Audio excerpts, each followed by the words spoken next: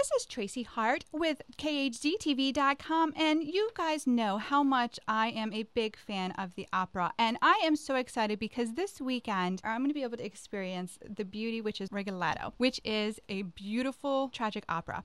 Now, I'm really excited to be here with Jim Harp, who is the artistic director for the Lyric Opera Baltimore series at the Model Lyric. Thank you so much, Jim, for being here. It's a real pleasure to be here, and I love it, Tracy, that you love opera. It's wonderful. I do. You know, it's interesting because I was exposed to it at a very young age, and my parents wanted me to be able to experience different things, and so they would take me to the opera when I was growing up. And of course, you know, a lot of times I couldn't understand what was being said, but with the emotion of the music and then the actors in the way they were doing their things, you could still understand what was going on. And as a child, I just fell in love with it. So I was very fortunate. It's a wonderful art form that combines singing, drama, stage, craft, dancing, orchestra. It's really the culmination of all the arts, and I'm great that you came to it at such an early age. You know, nowadays it's really great because you'll know every word that's being sung because the translations are projected above the screen. So everybody can just fully enjoy this wonderful art form right here in Baltimore.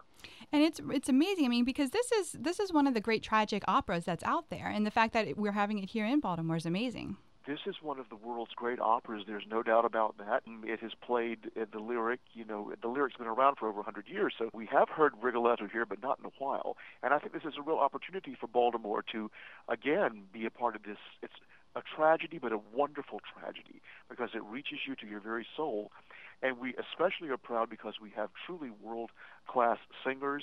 Brian Email, he just won the Beverly Sills Award at the Metropolitan Opera Company. Nora Amselem, a wonderful soprano. Stephen Powell, wonderful young American singer. And we're very happy to have a former Baltimore professional pro football player, Tawa Pupua, in one of the roles. So it's a wonderful production. Everybody's going to just love it.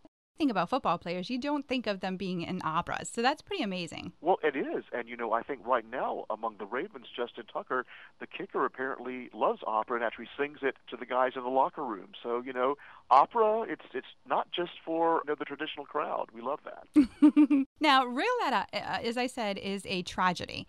Can you kind of talk about what the storyline is? It's a very involved storyline. It involves really about a curse. There is a very licentious Duke of Mantua, and this takes place in Italy in 17th century. And there's this despot who has absolute power who goes around and wreaks havoc on, particularly with young women. He does not treat them very well. And he has a jester in his employ named Rigoletto that everybody makes fun of. And underneath all of this, he's actually a very human being. He has a daughter. And unfortunately, his daughter becomes seduced by the Duke, and it just ends very tragically. And we kind of learn how not to behave by seeing people behave very badly. Now, is this the type of opera where, for instance, families would want to come to? Is it appropriate for children? You know, I would have to say not really. I think middle school and up would appreciate it very much. But it is very, very, there's some violence in here. There is a murder, there is a seduction, that of course is being done tastefully. But I think that, you know, some operas like La Boheme or The Magic Flute, they're wonderful for young people. But this probably not for the youngest kids. I think middle school and up would work very well. And in point of fact, a piece like this could be a real teaching moment for parents, because I'm sure that, you know, young people are always looking for guidance in ways to behave, role models. And like I said, a lot of times with this piece, it shows us how not to behave. So I think that, you know, for middle school and up, it would be good for parents to bring young people. Not only the music is beautiful to begin with, but there's some topics that could be very talked about with a lot of modern relevance. I know I'm personally going to be going on Friday to see it. What are the days and times that are available? Well, we're doing two performances, Friday, May 17th at 7:30 p.m., and then a matinee on May 19th at 3 p.m. And always at our performances, 1 hour prior to the opera performance, there will be a noted lecturer in the auditorium where you can receive a free 30-minute lecture, and they'll tell you all about the opera, the synopsis, the history, and a lot of people take advantage of that. Oh, it sounds like that would be wonderful. I definitely will make sure I get there early then. What's the address there for the Lyric? It's 110 West Mount Royal Avenue at the corner of Mount Royal and Maryland Avenues. It's very easily accessible off either the Maryland Avenue or the North Avenue exit on the Jones Falls Expressway. We have tons of parking in the Meyerhoff garage and in the new Fitzgerald garage, which gave us an additional 1,200 parking places. Oh, wow. So people can come in, drive right next door to the theater, have secure parking there, walk over to the Lyric, have a wonderful performance, and then your car will be right there when you finish. Now, so that's what's going on this week. And what else do you have coming up in the next couple of weeks? Well, that's all that we have going on in terms of opera. The Lyric itself always has wonderful things. We just had Michael Feinstein. And there's Broadway going on here, comedies, urban shows. We're the most diverse theater in Maryland. The next big opera event will be on June 20th. As part of Artscape, we're doing a program celebrating the composer Giuseppe Verdi, who's 200 years old this year. So, and then next year we just announced our season, 2 grand operas, Puccini's Tosca, Verdi's Nabucco, a French opera evening, and we're also inviting the Peabody Conservatory to present 1 opera per year, and next year that will be the Dialogue of the Carmelites by Francis Poulenc.